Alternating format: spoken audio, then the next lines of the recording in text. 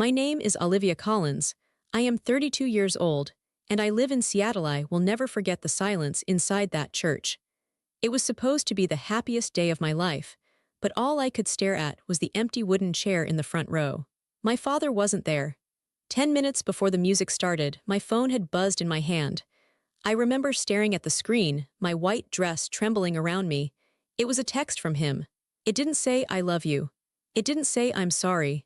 It just said, "Can't make it, important meeting." I had to swallow my tears, lift my chin, and walk down that aisle alone. That was the day I realized I didn't matter to him. I was invisible unless I was useful. But today, everything changed. My face is on the news. My hotel chain just hit a valuation of $580 million.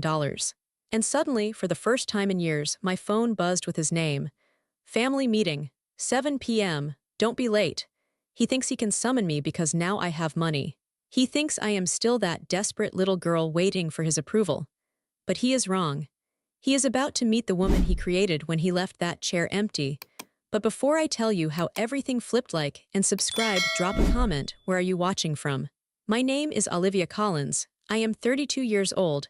I grew up in a house that was always cold, even in the middle of summer.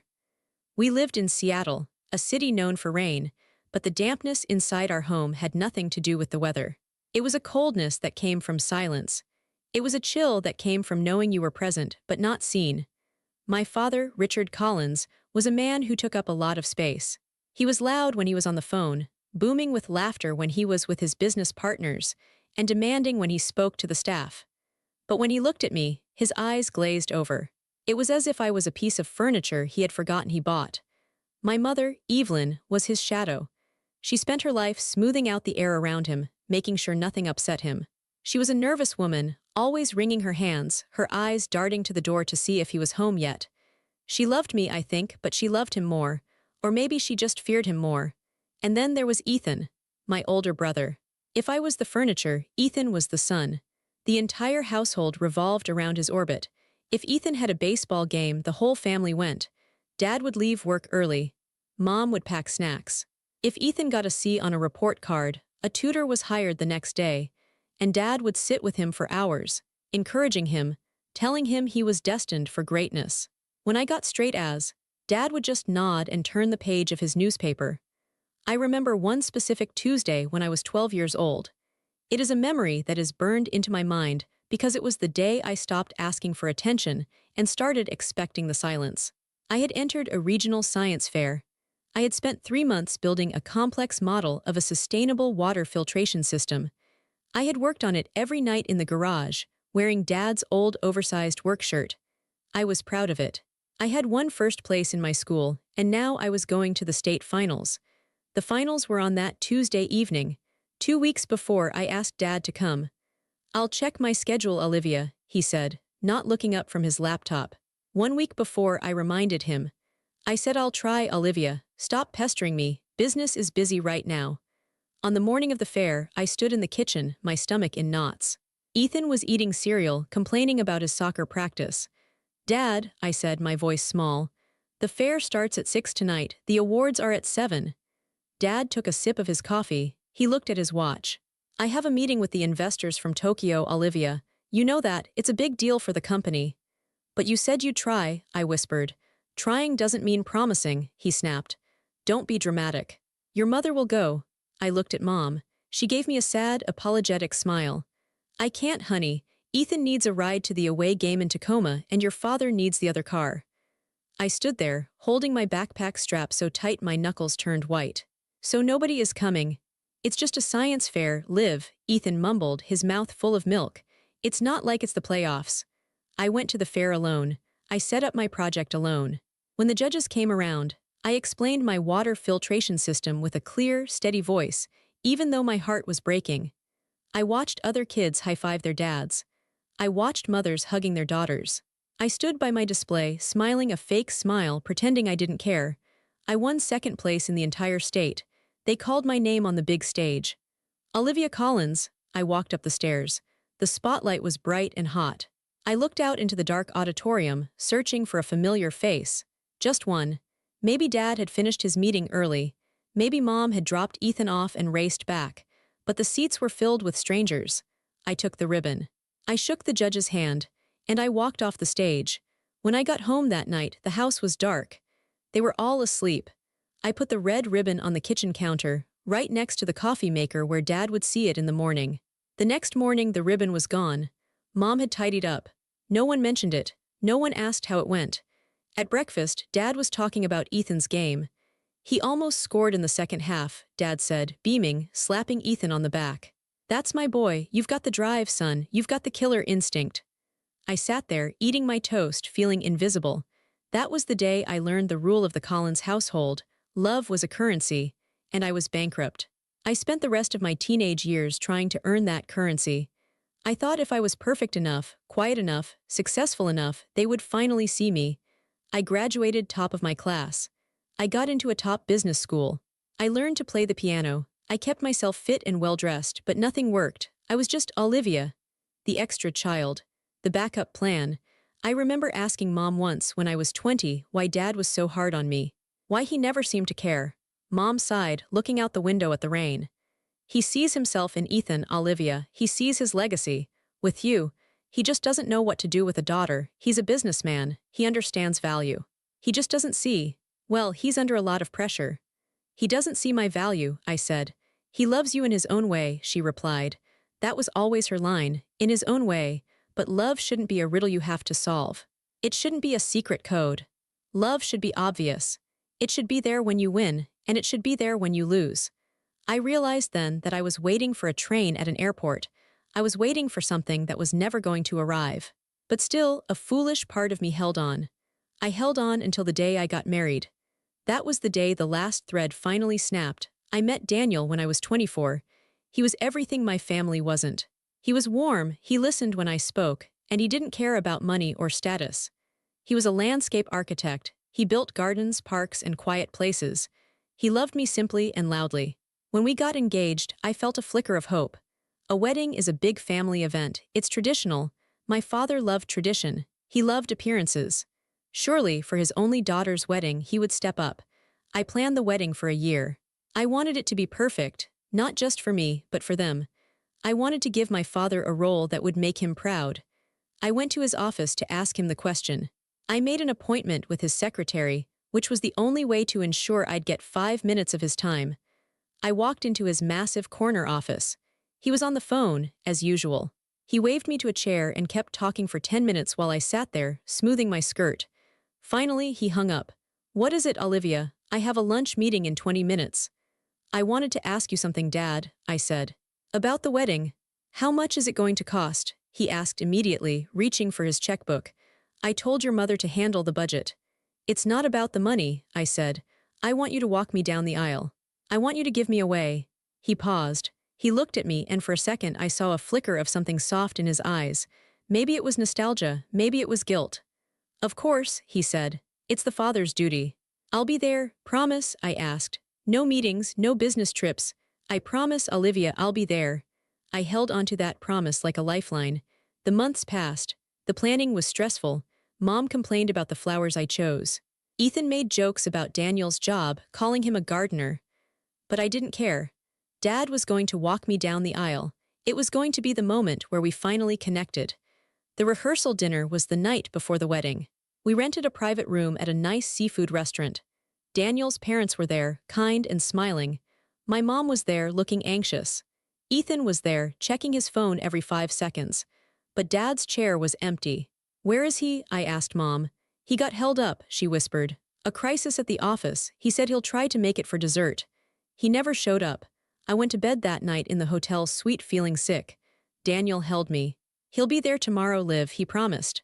I know, I said. He has to be. The morning of the wedding was beautiful. The sky was a crisp, clear blue. I spent hours getting ready. My hair was pinned up, my makeup was flawless. I put on the white dress. I looked in the mirror and felt beautiful. I felt like a bride. We were at the church. The ceremony was scheduled for 2 p.m. At 1:30 p.m., I was in the bridal room. The photographer was taking pictures. My bridesmaids were laughing, drinking champagne. Has anyone seen my dad? I asked. He's probably waiting in the vestibule, one of them said. At 1:45 p.m., I started to pace. My hands were shaking.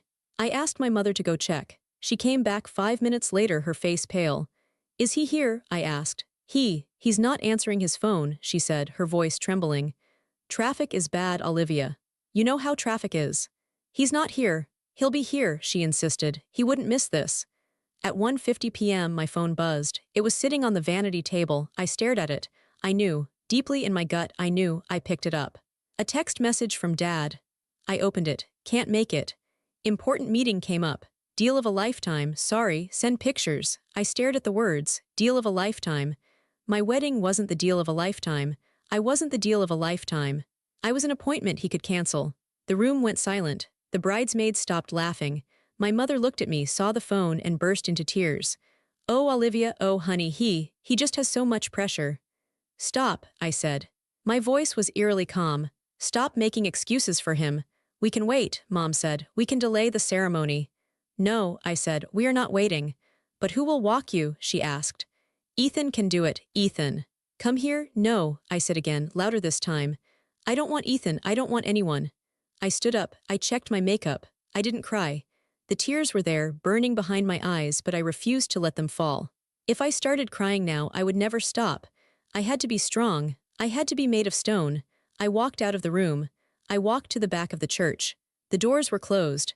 I could hear the organ music playing. The guests were waiting. Daniel was waiting. The coordinator looked at me, confused. Where is your father? He's not coming, I said. Open the doors. Are you sure you want to go alone? Open the doors. The heavy wooden doors swung open. The music swelled to the wedding march.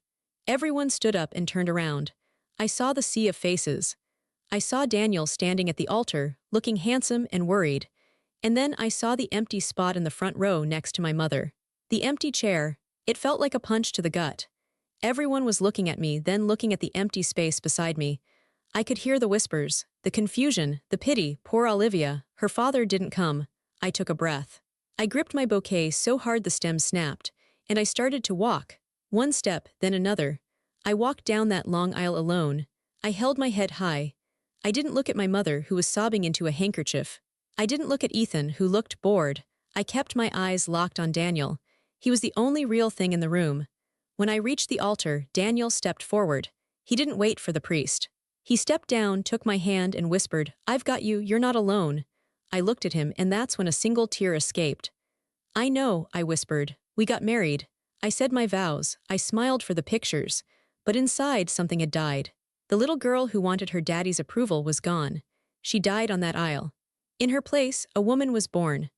A woman who realized that if she wanted anything in this life, love, success, peace, she was going to have to build it herself. I didn't speak to my father for a year after that. He sent a blender as a gift 3 weeks later. No card, just a blender. I returned it after the wedding. I changed. I stopped calling home. I stopped visiting. I realized that trying to get blood from a stone was just leaving me exhausted and bruised. I needed to focus on something else. I needed to prove to myself that I wasn't worthless. Daniel and I moved to Oregon. We wanted a fresh start, away from the rainy shadows of Seattle and the toxicity of my family. I had a small trust fund from my grandmother, not a huge amount, but enough for a down payment. I found a property for sale on the coast. It was an old, dilapidated fishing lodge called the Pine Cove. It was a disaster. The roof leaked, the floors were rotting, and it smelled like mildew and old cigarettes. Are you sure about this? Daniel asked, looking at the peeling paint. I can see it, I said, looking past the rot. I can see what it could be. I bought it. And then I went to work. I didn't hire a big construction crew. I couldn't afford one. It was just me, Daniel, and 2 local guys we hired. For 2 years, I didn't take a day off. I woke up at 4 a.m. every single morning. I put on work boots and overalls. I learned how to sand floors. I learned how to fix plumbing. I painted every single wall myself. My hands, which used to be manicured, became rough and calloused. My back ached constantly, but I loved it. Every nail I hammered felt like I was hammering away my past. Every wall I painted felt like I was covering up the memories of that empty chair. We renamed it the Ember. We opened with just 10 rooms. I worked the front desk. I cleaned the toilets. I cooked breakfast in the kitchen. Daniel handled the landscaping, turning the overgrown weeds into a magical forest garden. The first month, we had 3 guests. I treated them like royalty. I made sure their coffee was perfect. I left handwritten notes on their pillows. I wanted them to feel the warmth I never had. Word spread. People started writing reviews. The most welcoming place on the coast. A hidden gem. The owner makes you feel like family. Family. That word used to hurt me. Now it was my business model. By the end of the first year, we were fully booked for 6 months in advance. We made a profit. I took that profit and bought the rundown motel next door. We renovated that too. Then we bought a historic inn in Portland. Then a boutique hotel in Napa Valley. I became obsessed. I wasn't just building hotels, I was building an empire. I studied the market. I learned about real estate, finance, and hospitality. I became a shark, but a shark with a smile. I negotiated deals that made seasoned businessmen sweat, but I did it with politeness and grace. 5 years passed. The Ember Collection grew to 11 properties across the West Coast. We were known for luxury, intimacy, and incredible service. During those 5 years, my interaction with my family was minimal. I sent cards for birthdays. They sent generic text messages. Happy B-Day. Hope you're good. They didn't know about the hotels. Well, they knew I was running a little bed and breakfast, as Ethan called it. They didn't know I was the CEO of a corporation. They didn't ask, and I didn't tell. Why would I? They weren't interested in Olivia the builder. They were only interested in themselves. I heard snippets of news through the grapevine. Dad's business was struggling. The market was changing, and he was too stubborn to adapt. Ethan had started 3 different companies, and all of them had failed. Dad had bailaid him out every time. It didn't surprise me. Ethan had never learned to work. He had only learned to be praised. I, on the other hand, had learned to survive. I remember one night, sitting in my office at our flagship hotel in Seattle. Yes, I had returned to the city, but on my own terms. I looked out the window at the skyline. I was 30 years old. I was wealthy. I was happily married. And I had done it all without asking my father for a single penny. I looked at the phone. I hadn't spoken to him in 6 months. "Do you miss them?" Daniel asked, walking in and handing me a cup of tea. "I miss the idea of them," I said honestly. "I miss the family I wished I had, but I don't miss the people they actually are." "You've won, you know," Daniel said. "It's not a competition," I said, but deep down maybe it was. Maybe I was still that little girl at the science fair, waiting to show them my blue ribbon. But the ribbon was now a multi-million-dollar company. I just didn't know that the ribbon was about to get a lot bigger. And the silence was about to end. It was a Tuesday morning. It was raining, of course. I was in the conference room with my executive team. We were going over the quarterly reports. The atmosphere was electric. We had been working for months on a massive merger deal, bringing in private equity to expand the Ember Collection internationally. Lena, my CFO and best friend, walked in. She was holding a bottle of champagne and a stack of newspapers. Her face was flushed. "We did it," she said. Her voice was shaking. "Did what?" I asked, looking up from my laptop. She slammed the newspaper down on the table. The headline screamed in bold black letters. Ember Collection valued at $580 million in historic deal. Underneath was a picture of me. A picture Daniel had taken. I looked strong. Confident. $580 million, Lena said. "Olivia, you are officially a half-billionaire." The room erupted. My team was cheering, clapping, popping the champagne. Daniel ran in and lifted me off the ground, spinning me around. "I knew it," he yelled. "I knew you could do it." I stood there, feeling a strange mix of emotions. Pride, yes, relief, absolutely, but also a quiet, steady calm. I had done it. The invisible daughter, the extra child, the girl who walked down the aisle alone, she had built a $500 million kingdom. I took a sip of champagne. My hands were steady. Then my phone buzzed on the table. It was a sharp, aggressive vibration against the mahogany wood. I looked down. "Sender, Dad." The room seemed to go quiet, even though everyone was still cheering. The name on the screen felt like a ghost. I hadn't heard from him since Christmas, which was a generic Merry Christmas text. I picked up the phone. My thumb hovered over the screen. What does he want? I thought. Does he know? Of course he knew. He read the business news religiously. He probably choked on his morning coffee when he saw my face on the front page. I opened the text. "Olivia, family dinner at 7 p.m. tonight at the club. Important discussion. Do not be late." I stared at the words. No congratulations. No I'm proud of you. No wow, just a summons, a command, like I was an employee he was calling into his office. "Who is it?" Lena asked, noticing my expression.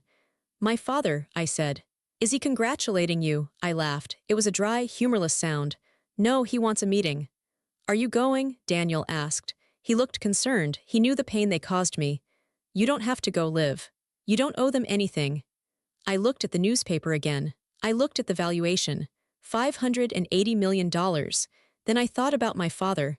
I thought about the rumors I had heard that his company was in trouble, that he was leveraging everything he owned.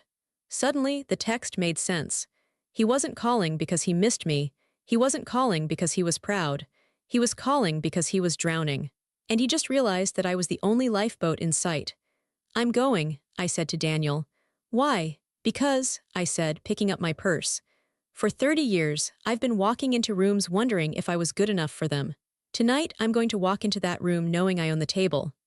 I turned to Lena. Get me a full financial report on Collins Enterprises. I want to know everything. Debts, loans, liens, lawsuits, everything. Have it on my desk in an hour. Lena grinned. She knew exactly what I was thinking. You got it, boss. I walked to the window and looked out at the rain. The little girl who begged for attention was gone. The woman who was about to walk into that dinner wasn't looking for love. She was looking for closure. And if my father thought he could just snap his fingers and get my money, he was in for the shock of his life. The game had changed. And for the first time, I was the one holding all the cards. I sat at my desk, the rain hammering against the glass of my office window. The city of Seattle looked gray and blurred below me, but inside my office, everything was sharp and high definition, especially the stack of documents Lena had just placed in front of me. It's worse than we thought, Olivia, Lena said. She wasn't smiling anymore. She looked serious, almost frightened. It's a bloodbath. I opened the folder labeled Collins Enterprises Financial Audit. My father had always been a myth to me. Growing up, I thought he was invincible. He was the man who commanded rooms, who built skyscrapers, who made grown men tremble with a single phone call. I thought he was made of money. I thought his power was infinite. But looking at these papers, I realized the myth was a lie. Walk me through it, I said, my finger tracing the red lines on the spreadsheet. Okay, Lena said, pulling up a chair. First, the liquidity. He has none. He's cash poor. He's been leveraging his existing properties to buy new ones, but the new ones aren't generating revenue. It's a house of cards. The loans? Defaulted, Lena said. He has 3 major loans with Citibank. He's missed payments on all of them for the last 4 months. The bank has already sent a notice of intent to foreclose. They are about to seize the headquarters. I felt a cold chill. The headquarters. That building was his pride and joy. It had his name in gold letters above the door. What about Ethan? I asked. He's the vice president of operations. What has he been doing? Lena hesitated. She flipped to page 12. That's the worst part. Look at the payroll and expense accounts. I looked. My jaw tightened. Ethan was drawing a salary of $400,000 a year, but that wasn't the problem. The problem was the corporate credit card expenses. Private jet charter to Cabo, $22,000. Luxury suite in Vegas, $15,000. New Porsche lease company vehicle, $3,500/month. He's bleeding the company dry, I whispered. Dad is drowning and Ethan is drilling holes in the bottom of the boat. And your father is letting him, Lena added. There's no oversight, no discipline. Your father is covering for him, taking out high-interest short-term loans just to keep payroll afloat. He's borrowing from loan sharks, Olivia. Not literally, but close enough. Private hard money lenders with predatory rates. I closed the folder. I felt sick. My father wasn't just bad at business, he was delusional. He was sacrificing his entire life's work to protect the ego of his son. He was willing to go bankrupt rather than admit that Ethan was a failure. And now, he was calling me. I stood up and paced the room. He wants me to save him, I said. Tonight, the dinner.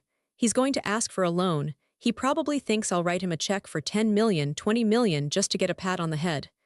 If you give him money, Lena said, it will be gone in 6 months. Ethan will spend it. Your father will mismanage it. It would be like throwing gold into a fire. I know, I said. I walked to the window. I thought about the empty chair at my wedding. I thought about the science fair ribbon. I thought about the text message. Can't make it. Important meeting. He didn't respect me. He didn't love me. He just saw me as a resource. If I gave him the money, nothing would change. He would take it, maybe say a quick thanks, and then go back to ignoring me. Ethan would keep laughing at me while spending my money on sports cars. I'm not going to give him a loan, I said, turning back to Lena. So you're going to let him crash? Lena asked. No, I said, my voice was deadly calm. I'm not going to let him crash, I'm going to catch him, but I'm not going to be his savior, I'm going to be his boss. Lena raised an eyebrow. What are you planning? Who holds the debt? I asked. The big loans, the ones threatening foreclosure. Citibank, and a private equity firm called Vanguard Holdings. Get them on the phone, I said. Right now. Olivia, it's 4 p.m., the banks are closing. I don't care, I said. Call the VP of Commercial Lending at Citibank. Tell him Olivia Collins of the Ember Collection wants to talk. Tell him I want to buy the debt. Lena's eyes went wide. You want to buy your father's debt? I want to buy all of it, I said. Every mortgage, every lien, every overdue loan. I want to become the creditor. I don't want to give my father money, I want to own the paper his life is printed on. That will cost a fortune, Lena said. You'd have to liquidate some assets, you'd have to dip into the merger capital. Do it, I said. We have the valuation. We have the liquidity, make the deal. I want the paperwork signed and digital copies in my inbox before I walk into that dinner at 7 p.m. Lena stared at me for a second, then a slow grin spread across her face. She typed furiously on her phone. I'm on it. I sat back down in my leather chair. My heart was pounding, but not from fear. It was the adrenaline of the hunt. My father had spent my entire life telling me I was worthless. He had spent my entire life making me feel small. Tonight, when I walked into that country club, I wouldn't be small. I would be the biggest thing in the room. I would effectively own him. I wasn't doing this for revenge, I told myself. I was doing it for clarity. I needed to show him, once and for all, that the daughter he ignored was the only one capable of standing tall. I looked at the clock. 4:15 p.m. I had less than 3 hours to buy an empire. The next 2 hours were a blur of high-stakes negotiation. I didn't leave my office. I had 2 phones going at once. On one line, I had the vice president of Citibank. On the other, I had my legal team. Miss Collins, the banker said, his voice smooth but surprised. This is highly irregular. Buying out a distressed portfolio of this size usually takes weeks of due diligence. I don't need due diligence, I said, my voice crisp. I know the assets. I grew up in them. I know the liabilities. I'm looking at your foreclosure notice right now. You're about to seize the properties, which means you'll have to deal with auctions, legal fees, and bad press. I am offering you a clean exit. I will pay off the principal plus 5%. Cash wire today. There was silence on the line. Banks hate messy foreclosures, they love cash. Plus 5%? He asked. Plus 5%. But the transfer of the lien happens immediately. By 6:30 p.m., I want to be the legal holder of the mortgage on the Collins Tower and the 3 industrial parks. Hold on, he said. I put him on mute. I turned to my lawyer, Sarah. What about the private loans? Vanguard Holdings is tougher, Sarah said. They know your father is desperate. They're charging him 18% interest. They don't want to sell. Offer them the principal and a buyout fee, I said. Tell them if they don't take it, I'll tie them up in litigation for 3 years regarding predatory lending practices. My father didn't read the fine print, but I did. There are clauses in there that are borderline illegal. Sarah smiled. You're playing hardball. I learned from the man himself, I said. By 5:45 p.m., the deals were closing. The fax machine was humming. Digital signatures were flying across the secure server. One by one, the notifications popped up on my screen. Transfer complete, Collins Tower Mortgage.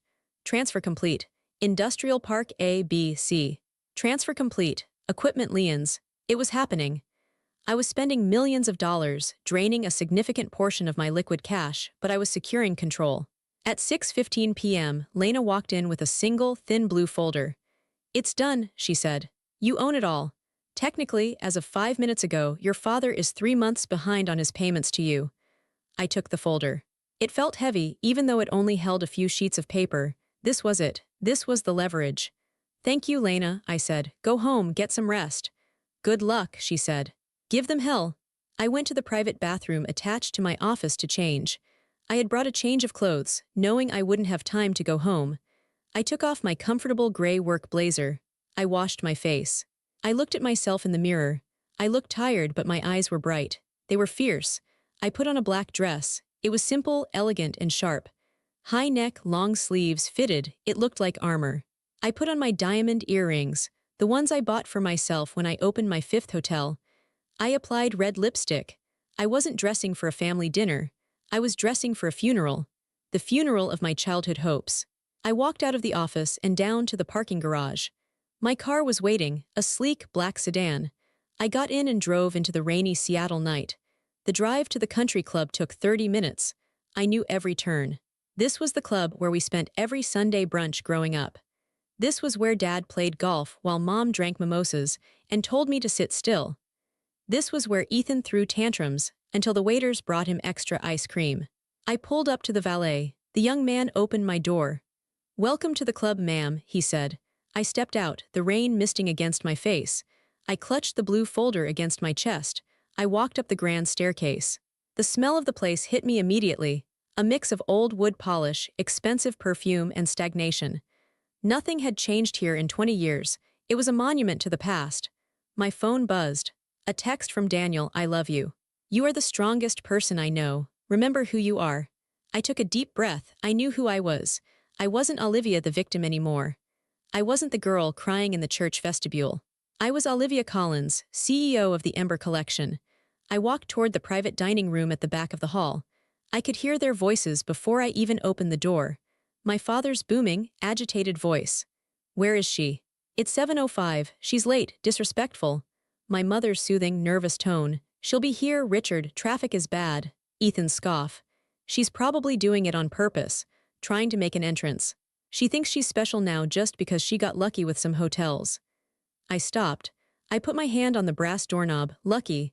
I worked 18-hour days. I scrubbed toilets. I risked everything.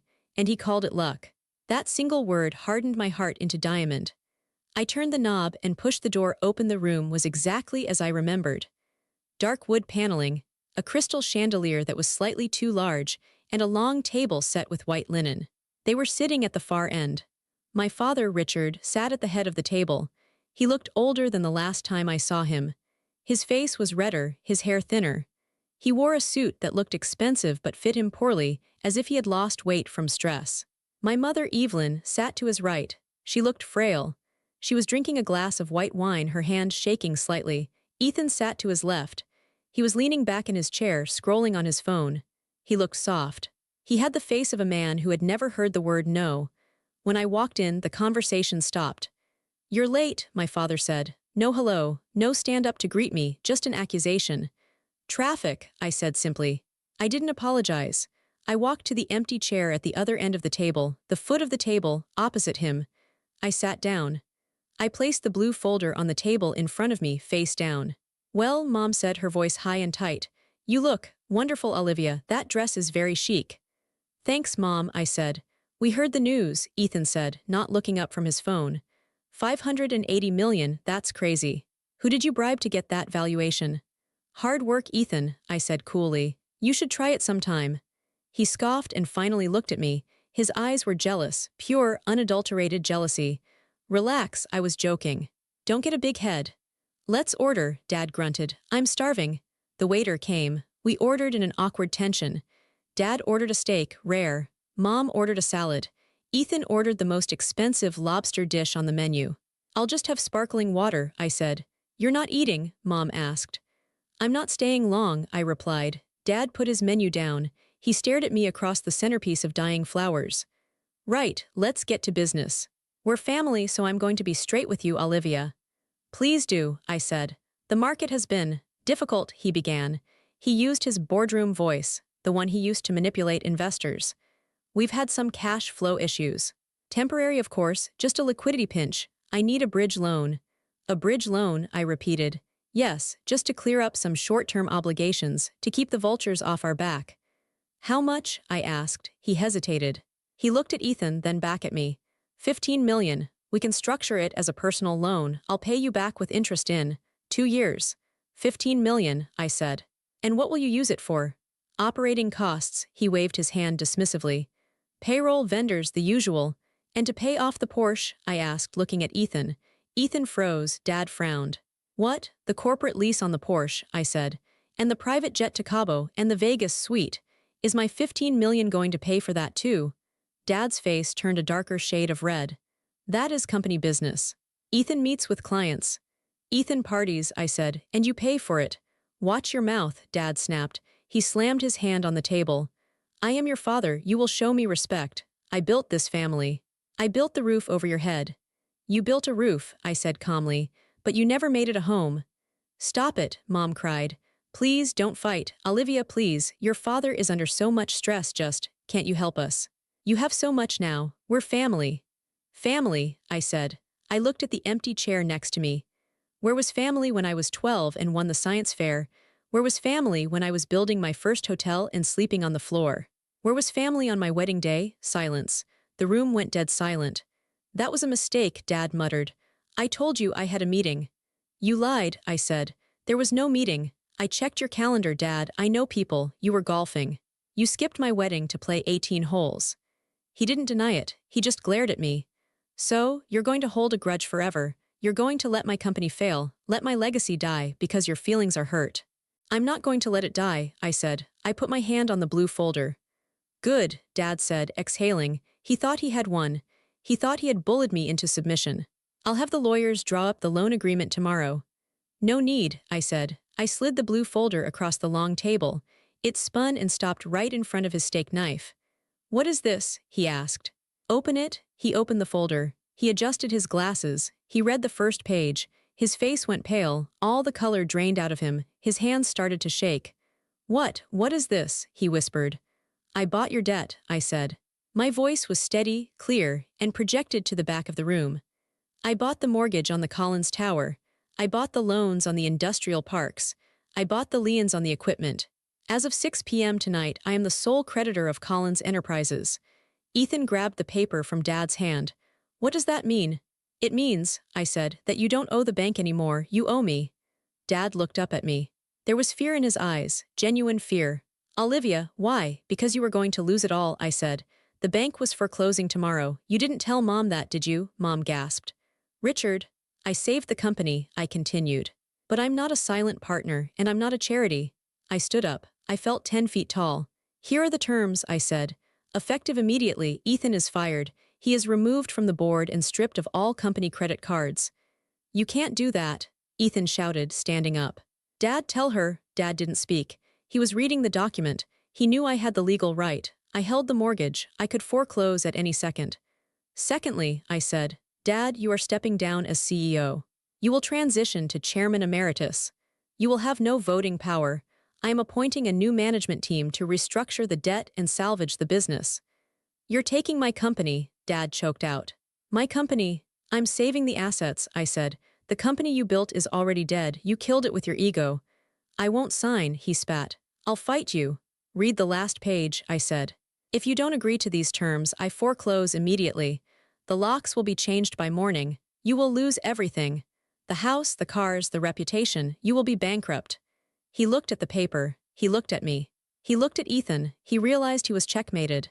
You ungrateful, he sputtered. He stood up, shaking with rage. I gave you life, I raised you. You raised a ghost, I said. You raised someone you thought didn't matter. And now that ghost owns you. You are no daughter of mine, he hissed. The words were venomous. They were meant to kill. I have no daughter, get out. I looked at him. Really looked at him. A sad, angry, failing old man. I know, I said softly. I haven't been your daughter for a long time. I'm just the landlord now. I turned to my mother. She was weeping silently. I'm sorry, Mom. I'll make sure you have a stipend. You won't lose the house. But the spending stops. I turned back to the door. Olivia, Ethan yelled. You can't do this to family. I opened the door. I looked back one last time. Family, I said, is the people who show up. You guys never did. I walked out. I closed the door on their shouting. I walked down the hall, past the stunned waiters, and out into the night air. I walked out of the country club and the rain had stopped. The air smelled fresh, like wet pine and ocean salt. I got into my car and just sat there for a moment. My hands were shaking, not from fear, but from the release of adrenaline. I took a deep breath, filling my lungs completely. I waited for the guilt. I had been conditioned my whole life to feel guilty whenever I displeased my father. I waited for that crushing weight to settle on my chest. But it didn't come. Instead, I felt lighter. I felt like I had been carrying a backpack full of rocks for 30 years, and I had finally set it down. I started the car and drove home. When I walked into our apartment, Daniel was waiting for me. He didn't ask how it went. He just looked at my face, saw the peace in my eyes, and hugged me. We ordered pizza and watched a comedy movie. I didn't check my phone once. The next morning, the fallout began. My phone was flooded. 20 missed calls from Mom. 12 angry text messages from Ethan. You're a monster. You ruined everything. How do you sleep at night? I didn't reply. I simply blocked Ethan's number. I sent a text to Mom. I love you, but I will not discuss business with you. If you want to see me as your daughter, we can get coffee next week. If you want to be a messenger for Dad, don't come. She didn't reply. The legal transition was swift. My team moved in. They fired Ethan formally the next day. Security escorted him out of the building. I heard he threw a stapler at a wall. Dad signed the papers. He had no choice. He retired to his study at home, refusing to speak to anyone. He became a recluse, brooding over his lost empire. I didn't take joy in their pain. I didn't gloat. In fact, I never set foot in the Collins Tower. I let my management team handle it. I didn't want his office. I didn't want his chair. I had my own. Over the next 6 months, I began to transform his properties. The industrial parks were failing, so I repurposed them. I turned one into a community art space and affordable housing for artists. I turned another into a logistics center for green energy companies.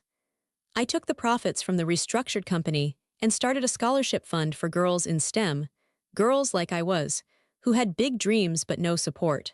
I turned the pain into purpose. One afternoon, about 8 months later, I was visiting one of my new hotels, a retreat center in the mountains.